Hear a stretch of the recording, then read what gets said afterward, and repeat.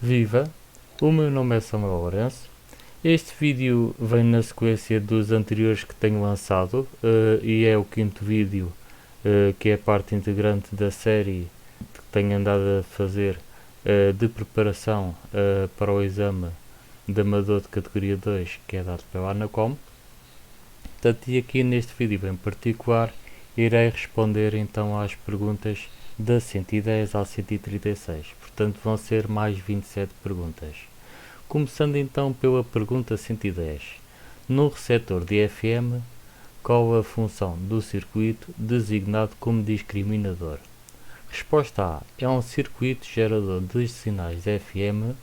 Resposta B. É um circuito que filtra dois sinais adjacentes muito próximos. Resposta C. É um circuito com comutação de bandas automático. E resposta D. É um circuito de detecção de sinais FM. Portanto, a resposta correta aqui é a D.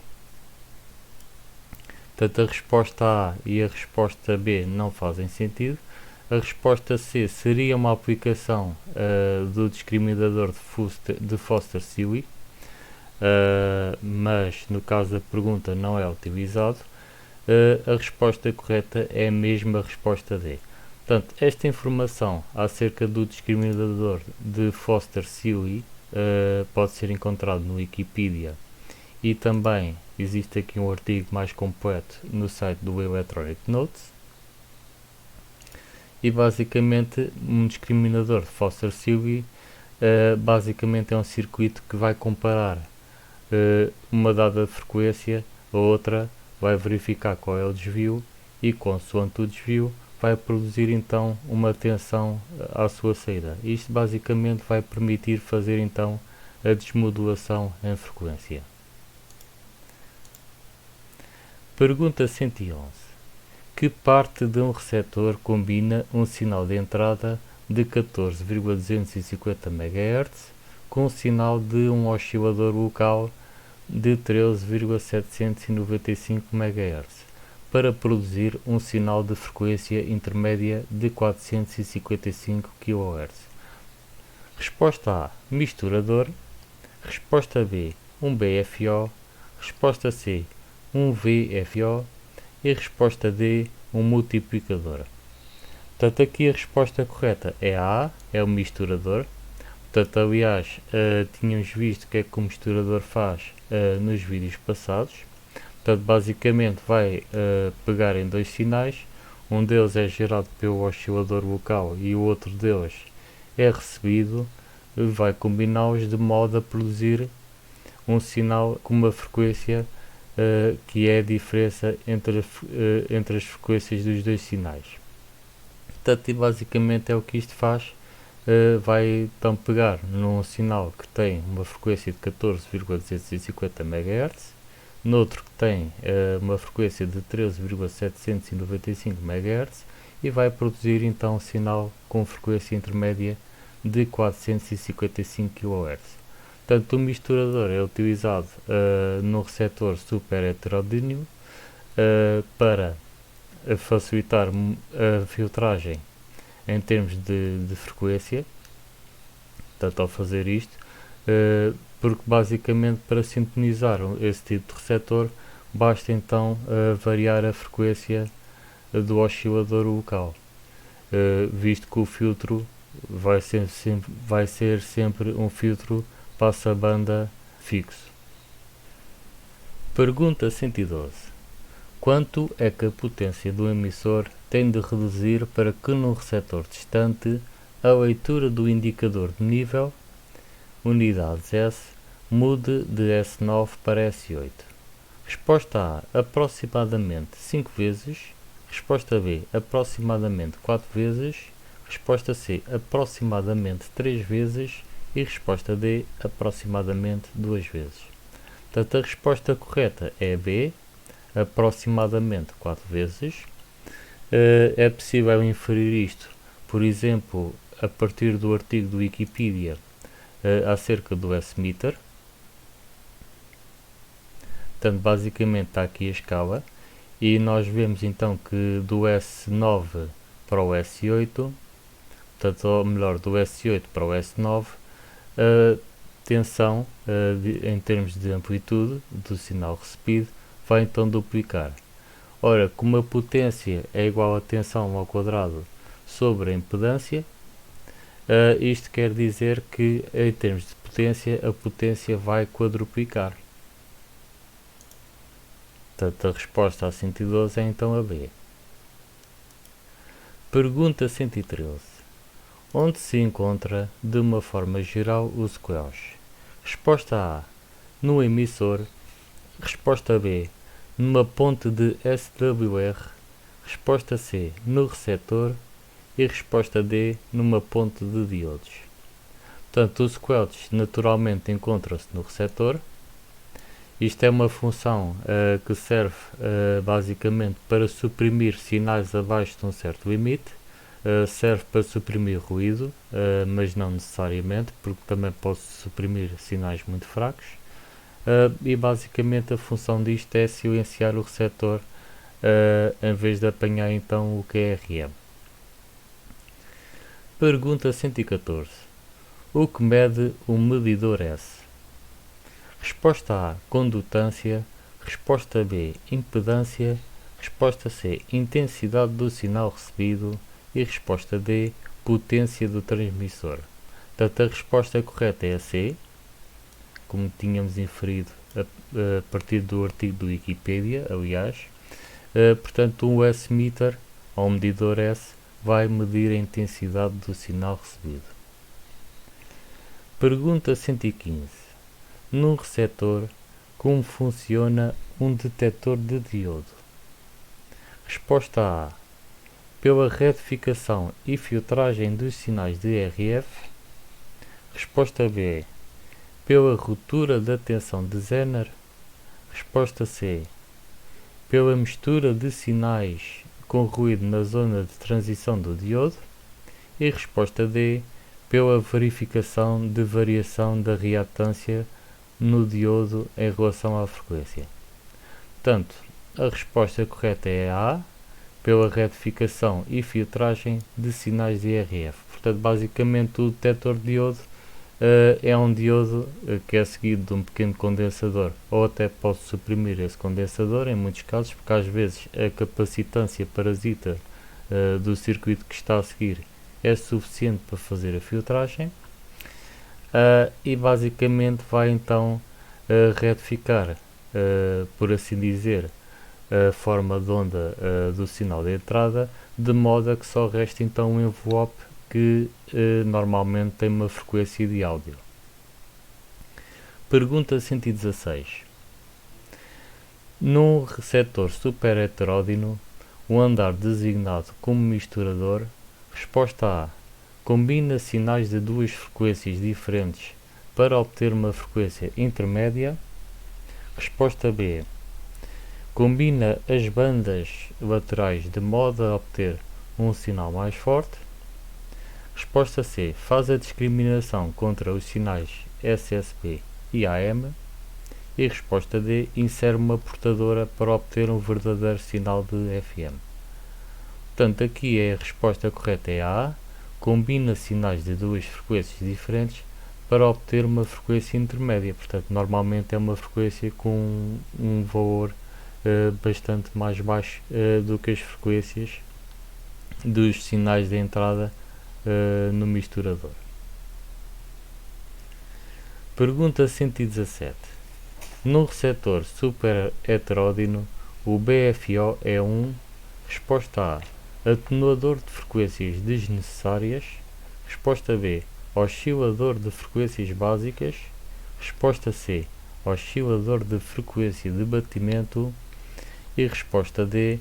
Oscilador da banda de filtragem. Portanto, a resposta correta é a C. Oscilador de frequência de batimento. Portanto, basta só ver o que é que um BFO, significa. Portanto, a sigla BFO vem do inglês e basicamente quer dizer Bit Frequency Oscillator, ou então oscilador de frequência de batimento. Pergunta 118. Num receptor de FM, o andar designado pelo imitador. Resposta A. Limita o sinal a uma amplitude constante. Resposta B. Rejeita os sinais SSB e CW. Resposta C. Limita o desvio de frequência do sinal. E resposta D. Limita o desvio de fase do sinal.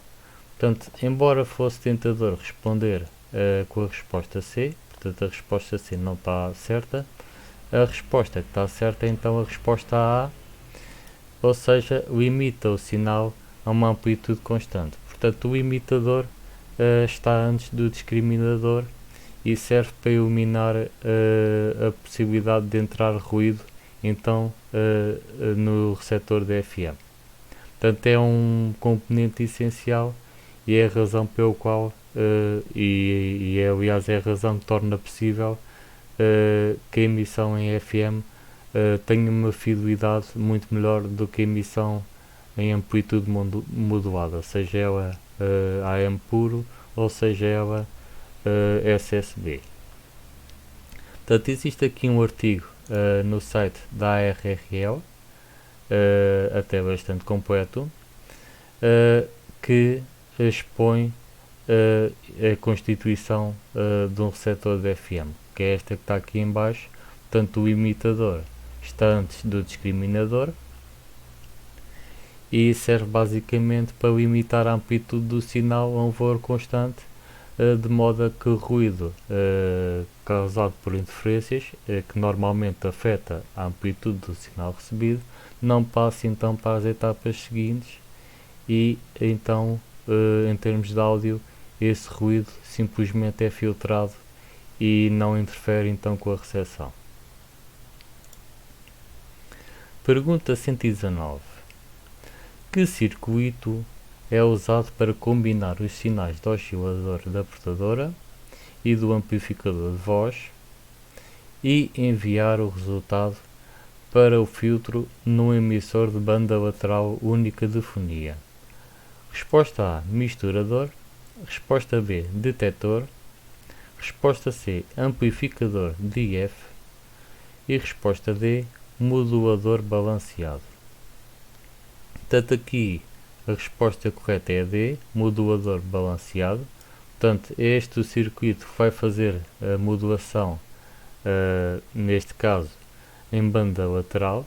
Portanto, normalmente faz modulação em banda lateral dupla e uma das bandas laterais é filtrada de modo a que passe apenas uma banda lateral, visto que as duas bandas laterais, que são resultantes da modulação balanceada, portam exatamente a mesma informação. Portanto, a informação está em duplicado. Pergunta 120. Uma malha de captura de fase que contém um oscilador controlado por tensão está associada a um modulador de: resposta A, amplitude. Resposta B, frequência. Resposta C, amplitude comportadora suprimida. E resposta D, onda contínua.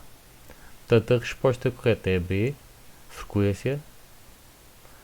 Portanto, uma malha de captura de fase só faz sentido se for usada num modulador de frequência. Portanto, malha de captura de fase em inglês diz Phase Locked Loop, ou PLL. E para saber mais acerca de PLLs, existe aqui este artigo do Wikipedia que descreve o funcionamento. Portanto, existe aqui um Voltage Controlled Oscillator, ou um oscilador controlado por tensão, um VCO, e basicamente é o que se fala aqui de um oscilador controlado por tensão. Portanto, a PLL é usada para fazer então a modulação em frequência. Pergunta 121. O sinal na saída de um emissor de modulação de frequência resulta: resposta A, da variação da amplitude da portadora em função do sinal que a modula. Resposta B, da variação da frequência da portadora em função do sinal que a modula. Resposta C, da variação de fase da portadora em função do sinal que a modula. E resposta D, da variação do ruído da portadora em função do sinal que a modula. Portanto, a resposta correta é a B, da variação da frequência da portadora em função do sinal que a modula. Portanto, a resposta A seria verdadeira num emissor de amplitude modulada, seja ele AM puro com portadora, ou seja ele SSB ou DSB. E a resposta C seria verdadeira num emissor de fase modulada. Portanto, aqui, neste caso, a resposta correta é sempre a B, da variação da frequência da portadora em função do sinal que a modula.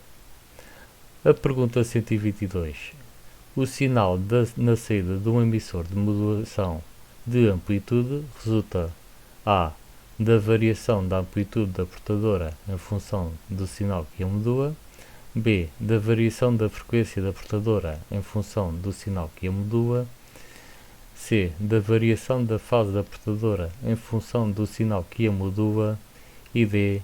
da variação do ruído da portadora em função do sinal que a modula. Portanto, a resposta aqui, neste caso, é a da variação da amplitude da portadora em função do sinal que a modula. Pergunta 123. Num emissor, onde deve ser instalado um filtro para reduzir emissões espúrias? Resposta A. Na fonte de alimentação. Resposta B. No receptor. Resposta C. A seguir ao andar de saída do emissor. E resposta D. No microfone. Portanto, a resposta correta é a resposta C. A seguir ao andar de saída do emissor. Portanto, é um filtro que se instala após o andar de potência e serve basicamente para evitar a emissão de espúrias ou, por exemplo, de harmónicas que resultem da distorção do sinal logo do andar de saída. Pergunta 124. O que é um buffer? Resposta A. É um circuito que, de uma forma geral, serve de amplificador. Resposta B. É um circuito que, de uma forma geral, serve de fonte de alimentação. Resposta C. É um circuito que, de uma forma geral, serve de isolador. E resposta D. É um circuito que, de uma forma geral, serve de filtro. Portanto, a resposta correta é a C. É um circuito que, de uma forma geral, serve de isolador. A resposta A é tentadora, mas não é abrangente o suficiente, porque, de facto, existem amplificadores que servem como buffers, portanto, normalmente um amplificador de ganho unitário ou de ganho 1 chama-se um buffer, mas tem que se ver que, de facto, esse tipo de amplificadores é usado para isolar uma etapa da outra a seguir. Pergunta 125. No emissor, o que é VFO? Resposta A. É um oscilador de frequência áudio. Resposta B. É um oscilador fixo controlado por um varicap. Resposta C. É um oscilador de fase virtual. E resposta D. É um oscilador de frequência variável. Portanto, a resposta correta é a D. É um oscilador de frequência variável. Portanto, esta sigla vem do inglês Variable Frequency Oscillator. E basicamente, então, a resposta D é o que descreve essa sigla. Pergunta 126. Qual das seguintes afirmações descreve uma vantagem de uma fonte de alimentação comutada relativamente a uma fonte linear convencional? Resposta A. O facto de utilizar uma frequência de comutação elevada permite maiores tensões na saída. Resposta B. Necessita de menos circuitos e componentes. Resposta C. A utilização de altas frequências de comutação permite a utilização de componentes mais pequenos. E resposta D. Todas as afirmações anteriores estão corretas. Portanto, aqui a resposta correta é a C. A utilização de altas frequências de comutação permite a utilização de componentes mais pequenos. Portanto, a resposta A simplesmente não está correta. Portanto, o facto de uma fonte de alimentação poder ter tensões maiores ou menores na saída não tem a ver com o facto dela ser comutada ou linear, isso é independente. A resposta B também não está correta, porque uma fonte de alimentação comutada normalmente vai necessitar de mais componentes do que uma fonte de alimentação linear, visto que uma fonte de alimentação comutada vai precisar de ter uma etapa para retificar a tensão da rede, portanto vai ter um retificador logo ali, que vai gerar uma tensão DC de valor muito elevado, e é essa tensão DC que depois vai ser comutada a mais alta frequência, e isto vai permitir também ter transformadores de tamanho muito mais reduzido para uma dada potência. Portanto, aqui a resposta verdadeira é apenas a C. Pergunta 127. Qual é a vantagem de um emissor controlado a cristal? Resposta A. Frequência de saída estável. Resposta B. Excelente clareza na modulação. Resposta C. Facilidade na mudança de faixas de frequências. E resposta D. Facilidade na mudança de frequência. Portanto, aqui está-se a falar da base de tempo do emissor. Portanto, o emissor utiliza um cristal de quartzo e isto vai fornecer então uma frequência muito mais estável. Portanto, a resposta correta à 127 é então a A. Pergunta 128. Qual das seguintes emissões utiliza, de uma forma geral, menor largura de banda? Resposta A. Banda lateral única. Resposta B. Modulação de frequência. Resposta C. Dupla banda lateral. E resposta D. Modulação de fase. Portanto, esta pergunta basicamente é uma cópia da pergunta 49, utiliza outros termos. Portanto, e a resposta correta aqui é a banda lateral única, visto que é o tipo de modulação que vai então utilizar a menor largura de banda. Pergunta 129. O que acontece ao sinal de um emissor de banda lateral única de fonia se estiver sobremodulado? Resposta A. O áudio será mais alto sem quaisquer outros efeitos. Resposta B. Ocupará menos largura de banda com uma resposta mais pobre às altas frequências. Resposta C. Maior fidelidade e melhoria na relação sinal-ruído. E resposta D. Ficará distorcido e terá uma maior largura de banda. Portanto, a resposta correta aqui é D. Ficará distorcido e terá uma maior largura de banda. Portanto, efetivamente irá gerar harmónicas, à semelhança do que acontece com um sinal de amplitude modulada que é sobremodulado. Pergunta 130. A diferença entre a potência de entrada da RF e a potência de alimentação por um lado e a potência de RF de saída do emissor por outro. Resposta A é emitida pela antena. Resposta B é dissipada como calor. Resposta C é perdida na alimentação da antena. E resposta D deve-se às correntes oscilantes. Portanto, a resposta correta é a B, é dissipada como calor. É a única resposta que aqui faz sentido. As outras respostas simplesmente não fazem sentido. Portanto, isto aqui está-se a falar é da eficiência de um amplificador. Pergunta 131. Por que razão não se deve usar a modulação de frequência em fonia abaixo dos 29,5 MHz? Resposta A. A eficiência do transmissor é reduzida para este modo. Resposta B. Não é possível atenuar os sinais harmónicos a níveis práticos. Resposta C. A largura de banda excederia os limites de largura de banda regulamentares.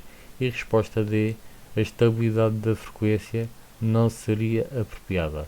Portanto, a resposta correta é a C. A largura de banda excederia os limites de largura de banda regulamentares. Portanto, as outras respostas simplesmente não fazem sentido, porque é possível atenuar sinais harmónicos a frequências mais baixas com a mesma facilidade. Em termos de eficiência também não faz sentido, porque a eficiência não vem ao caso. E em termos de estabilidade de frequência também não faz sentido, porque a estabilidade não veio ao caso, nem sequer é um fator. Pergunta 132. Qual a impedância de saída ideal do emissor que se vai ligar a um cabo de alimentação de uma antena se o referido cabo tiver uma impedância de entrada de 50 ohms? Resposta A, 100 ohms. Resposta B, 50 ohms. Resposta C, nula. E resposta D, infinita. Portanto, a resposta correta é a B, 50 ohms, porque é a única impedância que permite fazer um bom casamento de impedâncias. Portanto, quando se fala em casamento de impedâncias, é ter impedâncias iguais em todos os componentes que integram uma linha de transmissão. Portanto, o emissor, o cabo e a própria antena têm que ter impedâncias iguais para que não haja reflexões. Portanto, para ter um SWR de 1 para 1. Pergunta 133. Onde se poderão consultar, de forma segura e universalmente aceite, as definições de de emissões espúrias e de emissões harmónicas? Resposta A. No Regulamento das Radiocomunicações da UIT. Resposta B. Em qualquer sítio da internet. Resposta C. Nos manuais de comunicações nacionais.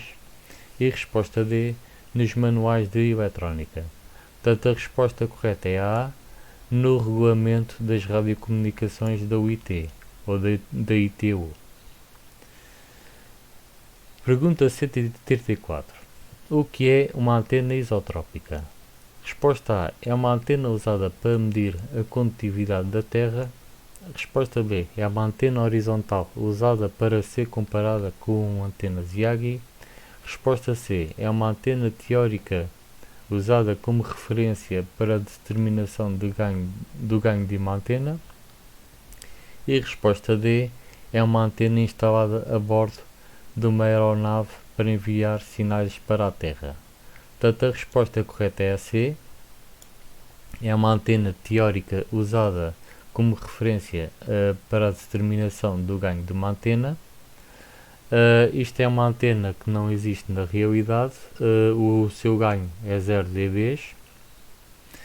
E basicamente esta antena tem um campo de radiação perfeitamente esférico. Portanto, isto na realidade não é possível ter. Até mesmo uma antena de dipolo de meia onda, o campo é circular no plano horizontal, por exemplo, se o dipolo estiver na vertical, mas depois num plano de corte vertical o campo tem a forma de um donut, portanto não é um campo esférico. Pergunta 135. Como se designa uma antena que consiste num único elemento montado perpendicularmente à superfície da Terra? Resposta A. Um monopóleo cônico. Resposta B. Uma antena horizontal. Resposta C. Uma antena vertical. E resposta D. Uma antena Yagi. Portanto, a resposta correta é a C. Uma antena vertical. Portanto, um exemplo de uma antena vertical seria uma antena de uma emissora de AM. Isso seria um bom exemplo de uma antena vertical. Portanto, tem um monopóleo e depois utiliza a Terra como um pano de massa para fazer então o outro polo da antena. Pergunta 136. Como deve variar o tamanho físico de dipolo de meia onda com a frequência de operação? Resposta A. Deve tornar-se maior quando a frequência aumenta. Resposta B. Não deverá variar, pois as suas características são iguais, quaisquer que sejam as frequências em causa. Resposta C. Deve tornar-se mais pequeno quando a frequência diminui. E resposta D. Deve tornar-se mais pequeno quando a frequência aumenta. Portanto, a resposta correta aqui é D. Deve tornar-se mais pequeno quando a frequência aumenta. Portanto, isto tem a ver apenas com o comprimento de onda. O comprimento de onda é igual à velocidade da luz sobre a frequência. Portanto, se a frequência aumentar, o comprimento de onda diminui e logo o dipolo deve tornar-se mais pequeno para se adaptar então a esse aumento de frequência. Portanto, a resposta A e a resposta C, evidentemente, dizem a mesma coisa e estão ambas erradas. E a resposta B também não é verdade, porque basicamente um dado dipolo, se a gente injetar uma frequência muito diferente daquela para a qual ele foi calculado, o comportamento do dipolo em termos de SWR vai ser muito pior e simplesmente não só não vai emitir com total eficiência, como também vai haver reflexões em direção ao emissor e vai haver retorno. Respondida então esta última pergunta, nos próximos vídeos irei responder então às perguntas a partir da 137, e sendo este então o quinto vídeo, quer dizer que restam mais 2 vídeos. Da minha parte então é tudo, eu espero que tenha gostado deste vídeo. Se tiver alguma questão que queira colocar, por favor disponha que eu responderei, e até uma próxima.